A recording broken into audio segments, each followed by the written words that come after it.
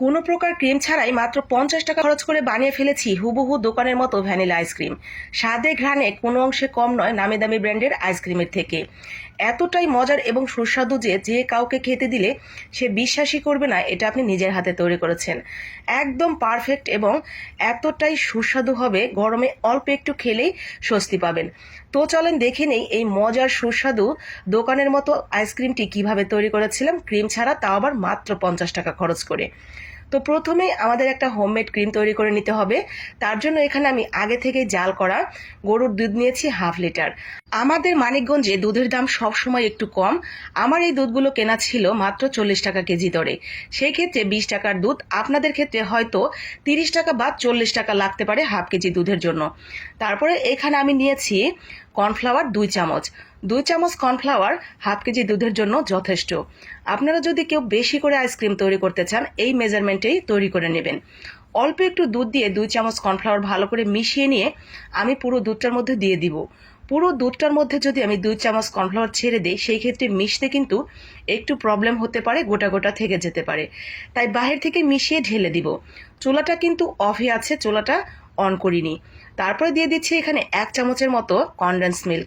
আর এই কনডেন্স মিল্কও আমার বাসাতেই তৈরি করা নিজের হাতের।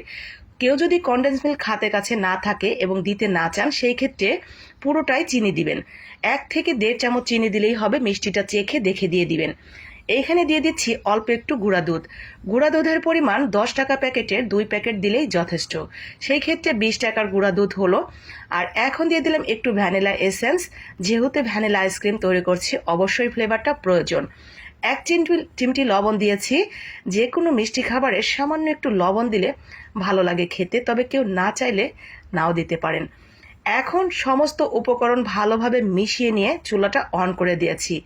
চুলাটা অন করে দিয়ে ঠিক এরকম যখন ক্রিমি ক্রিমি হয়ে গেছে আমরা আরও 5 থেকে 7 মিনিট যাবৎ জাল করে নেব। দুধটা অনেক বেশি ঘন হয়ে যাবে এবং ক্রিমটাও কিন্তু অনেকটা ঘন ঘন দেখাবে। ঠিক এরকম যখন হয়ে গেছে চুলাটা অফ করে দিয়ে আমরা ঠান্ডা হওয়ার জন্য রেখে দিয়েছিলাম প্রায় 20 থেকে 30 মিনিটের জন্য।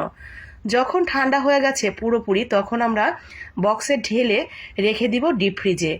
বক্সে দেখতেই পাচ্ছেন এটা কতটুকু পরিমাণ আছে ক্রিমটা।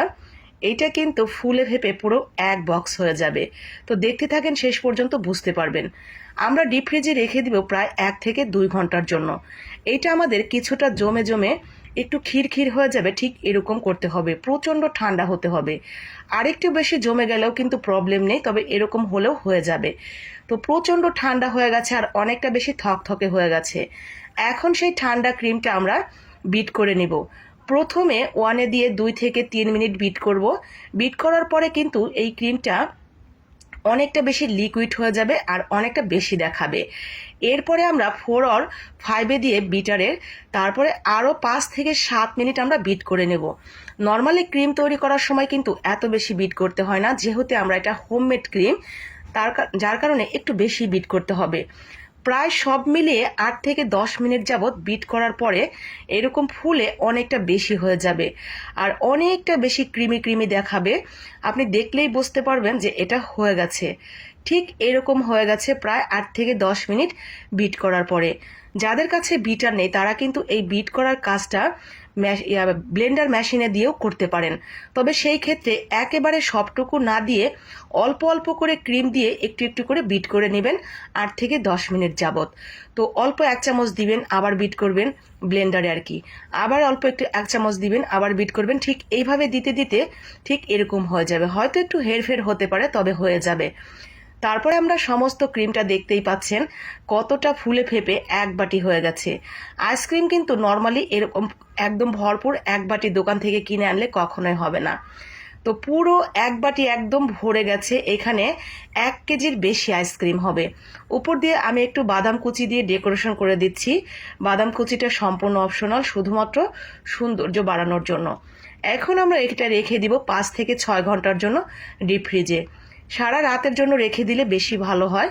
তো 5 থেকে 6 ঘন্টা পর বের করে নিয়ে আসছি। দেখেন মাশাল্লাহ পুরো ক্রিমটাই কিন্তু মানে আইসক্রিমটাই কিন্তু জমে গেছে আমাদের। আমি আপনাদের একটা কেটে দেখাচ্ছি একটু যে এটা আসলে পুরোপুরি দেখতে কেমন। একদম দেখে কি মনে হচ্ছে আপনাদের? কোনো সমস্যা আছে? খেতে যে কি ভালো হয়েছিল আপনাদের কি বলবো। সবাইকে যদি একটু একটু করে দিতে পারতাম তাহলে আপনারা বুঝতে পারতেন এটা কতটা মজার এবং সুস্বাদু। তো আমি যেহেতু খাওয়াতে পারছি না, কষ্ট করে আপনারা একটু বাসায় তৈরি করে নেবেন নিজের জন্য এবং নিজের পরিবারের জন্য। তাহলে আপনি বুঝতে পারবেন কতটা মজার এবং সুস্বাদু আইসক্রিম আপনি নিজেই তৈরি করে ফেলেছেন এতটা কম খরচে। তাহলে দেরি না করে এক্ষুনি কাজে লেগে পড়ুন। আর বাকি আপু ভাইয়েরাও যাতে বানাতে পারে তার জন্য কষ্ট করে একটু আপনার মতামত জানিয়ে শেয়ার করে দিবেন। নিজের টাইমলাইনেও রেখে দিতে পারেন, পরবর্তীতে ঝালাই করে নিতে পারবেন যখন তৈরি করবেন। তো সবাই ভালো থাকেন, সুস্থ থাকেন। ভালো লাগলে লাইক, কমেন্ট আর একটু শেয়ার। আসসালামু আলাইকুম।